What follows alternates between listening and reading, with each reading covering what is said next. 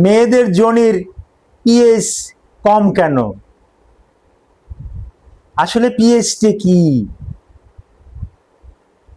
এই যে আমরা খাই পেঁয়াজ রসুন বা যেটাকে আমরা অনিয়ন বলি, এই পিএইচ কি অনিয়ন? না, এই পিএইচ মানে পাওয়ার অফ হাইড্রোজেন। এটা যোনির পিএইচটা কত থাকা উচিত? স্বাভাবিক যোনির পিএইচটা কত থাকে? নিচে নেমে গেলে কি হয়, উপরে বেশি উঠে গেলে কি কি সমস্যা দেখা যায়? এই যোনির পিএইচ নিয়ে কিছু আলোচনা না করলেই নয়, তাই এই যোনির পিএইচ সম্পর্কে আলোচনা করছি। আলোচনাটি দয়া করে শুনুন। আসসালামু আলাইকুম রহমতুল্লাহি ওয়া বারাকাতুহু। আমি ডাক্তার মীর শহীদুল ইসলাম। আমার চেম্বার শুভেচ্ছা 255, ঐতিহ্যবাহী শেখঘাট, সিলেট। যে কোনো একটা সার্চ ইঞ্জিনে ডাক্তার মীর শহীদুল ইসলাম কথাটি লিখে সার্চ দিলে আপনি আমার সম্পর্কে বিস্তারিত তথ্য পেয়ে যাবেন। দর্শক শ্রোতা, আলোচনা করব ভ্যাজাইনাল পিএইচ, যোনির পিএইচ, যোনির পাওয়ার অফ হাইড্রোজেন। এই পাওয়ার অফ হাইড্রোজেন এটা শরীরের বিভিন্ন জায়গাতে কিন্তু এক এক রকমের সেট করা। আমার স্কিনে এক রকমের, এই মুখের স্কিনে এক রকমের, চোখে এক রকমের, মুখে এক রকমের, যোনিতে এক রকমের। যোনিতে স্বাভাবিক পিএইচ হলো 3.8 থেকে 5.5 পর্যন্ত। আবার বলছি, যোনির পিএইচ 3.8 থেকে 5.5, এটা নর্মাল।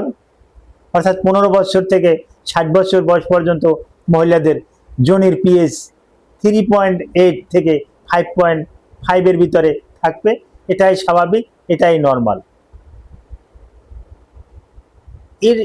এর থেকে যদি বেশি বেড়ে যায়, ধরেন 6 হলো, 7 হলো, তাহলে পাওয়ার অফ হাইড্রোজেন বেড়ে যাওয়া, তখন এটা অ্যালকালাইন হয়ে যায়।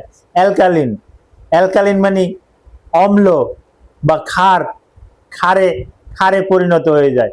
তখন ওর ভিতরে লাল লিটমাস, এটার যারা রসায়নের ছাত্র আছে, কেমিস্ট্রির যারা ছাত্র তারা বুঝবে, এই পিএইচ এর ভিতরে যদি, অ্যালকালিনের ভিতরে যদি লাল লিটমাস দেওয়া হয়, তাহলে কিন্তু এটা নীলবর্ণ ধারণ করে এবং এটা কিন্তু তেলতেলে পিচ্ছিল একটা ভাব থাকে। এই যোনির পিএইচটা এই কারণে বলছি, অনেকে যোনি পরিষ্কার করে, যোনিতে সাবান দেয়, যোনিতে শ্যাম্পু দেয়। এই ভ্যাজাইনা পরিষ্কার করার জন্য কিন্তু আলাদা কোনো ম্যাটেরিয়ালসের দরকার হয় না, কারণ সৃষ্টিকর্তাই এটাকে বলে দিয়েছে তুমি নিজে নিজে পরিষ্কার হও। নিজে নিজে পরিষ্কার হওয়ার জন্য ওখানে পিএইচ এর মাত্রা কিন্তু কমিয়ে নিয়ে আসা হয়েছে, অর্থাৎ ওখানে অ্যাসিডের মাত্রা বেশি, যার পরিপ্রেক্ষিতে ওখানে ফাঙ্গাস, ব্যাকটেরিয়া এগুলো কিন্তু গ্রো করতে পারে না। কিন্তু আপনি যদি ওটাকে ধোয়া মাজা করেন, বসা মাজা করেন, তাহলে ওখানে পিএইচটা বেড়ে যায়। পিএইচটা বেড়ে গেলে 7-8-এর উপরে গেলেই